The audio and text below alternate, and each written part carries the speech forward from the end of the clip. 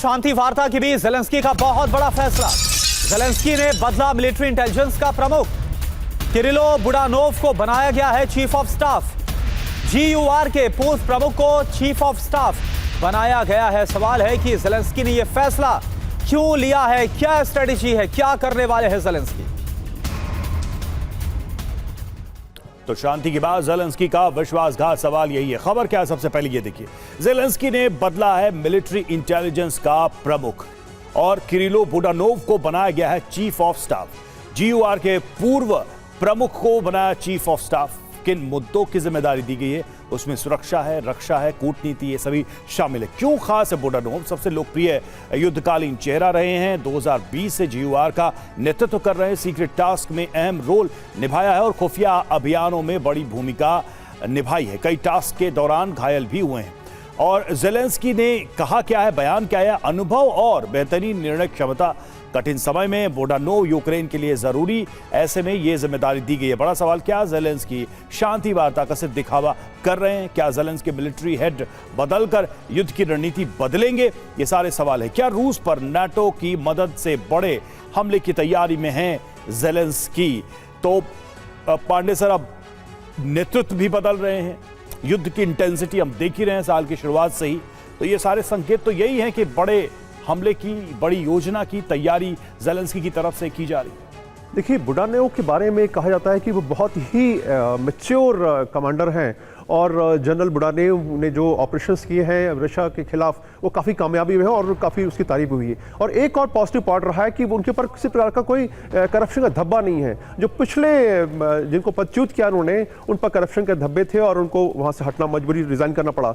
अब मज़ेदार चीज़ है कि जो मर्स से उनका नाम था, एलेव मर्स, जहाँ तक मुझे याद आ रहा है, मिस्टर मर्स थे जो जिनको कि हटाया है गया अभी बुडानोव ने। अब बुडानोव के आने के बाद निश्चित रूप से नीति में परिवर्तन आएगा, लेकिन इतना अग्रेसिव होगी मुझे उसकी संभावना कम लगती है, क्योंकि उनके पास रिसोर्सेज जो चाहिए, लॉन्ग रेंज ऑफेंसिव एलिमेंट्स, साथ साथ में वो एयर डिफेंस सिस्टम्स की मांग भी कर रहे हैं। और रशिया ने एक और बहुत ही महत्वपूर्ण रणनीति अपनाई है कि वो कई जगह अटैक कर रहा है। वो कॉन्सेंट्रेटेड अटैक नहीं है उसका, तो कई इलाकों में कर रहा है। कभी ईस्ट में करता है, कभी ईस्ट वेस्ट में करता है, कभी साउथ में चला जाता है। तो आप एक देश के लिए बड़ा मुश्किल हो जाता है कि अपने रिसोर्सेज को कहां कमिट कर रहे हैं। ज़पोरिज़िया के पावर प्लांट की एक अलग कमिटमेंट है, उसके लिए भी जो है दोनों देशों के बीच में काफी चल रहा है। प्रोस्कोवास का हमने देखा कि वो जब कब्जा कर लिया रशिया ने, उसको किस प्रकार से वहां से लिया जाए। तो बहुत सारी चुनौतियां हैं, ऐसे इतना आसान नहीं है कि उनको जो वर्तमान में जो हो रहा है उसको एकदम दिशा परिवर्तन करना। और शांति वार्ता की बात, और कुल मिलाकर डीके पांडे सर, ये भी समझ में आ रहा है कि बुडानोव को लेकर जो फैसला ज़ेलेंस्की ने लिया, ऐसा साफ संकेत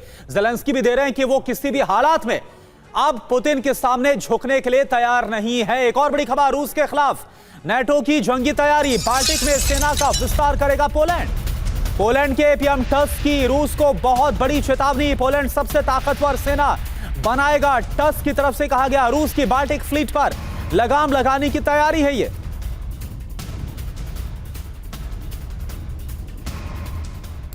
तो बाल्टिक से महाविनाश वॉर फेज 2 समझते हैं इसको भी। देखिए, रूस के खिलाफ नाटो की युद्ध की बड़ी तैयारी है और दुनिया की ताकतवर सेना बनाएगा पोलैंड।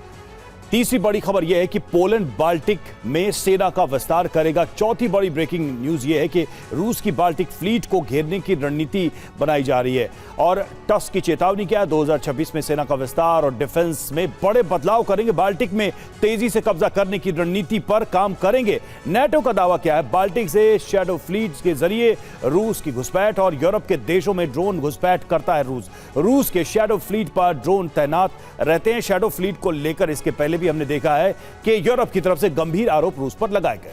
अश्विनी श्रीवास्तव, संकेत तो यही है जिसका आप जिक्र कर रहे थे। 2026 नाटो वर्सेस रूस हो सकता है। पोलैंड की तैयारी क्या बता रही है? हाँ बिल्कुल, देखो ये करुणा, आपने बिल्कुल ठीक बोला, you hit the nail on the head की तैयारियां बहुत जोरों से हो रही हैं। ये भी सच्चाई है, कहीं ना कहीं यूक्रेन भी इसकी तैयारी कर रहा है और यूरोप भी लगा हुआ है। आप पोलैंड की बात करते हैं, क्योंकि पोलैंड क्यों इंपॉर्टेंट है? मुझे लगता है पोलैंड बड़ा रडार में है रूस के में, क्योंकि ये जितना भी कम्युनिकेशन सिस्टम है, लॉजिस्टिक है, वो सारा पोलैंड से आता है। तो पोलैंड अब सबसे ज़्यादा बड़ी फौज बनाने के इरादे से आया है। और इसमें बाल्टिक स्टेट का क्यों महत्व बना? आपको समझना चाहिए, जो आर्कटिक है वो किसी समय में बर्फ होती थी, वहाँ से समुद्र में जा नहीं सकते थे, मगर ये लास्ट 5-7 साल में वहाँ अभी जो है बर्फ पिघली है, समुद्र से शिप जा सकती हैं। ये शैडो जो पेट्रोल और शैडो वार जो करता रहा रूस बाल्टिक स्टेट में, हमें समझना चाहिए ये बाल्टिक स्टेट वो हैं जो किसी जमाने में रूस का हिस्सा होता थे,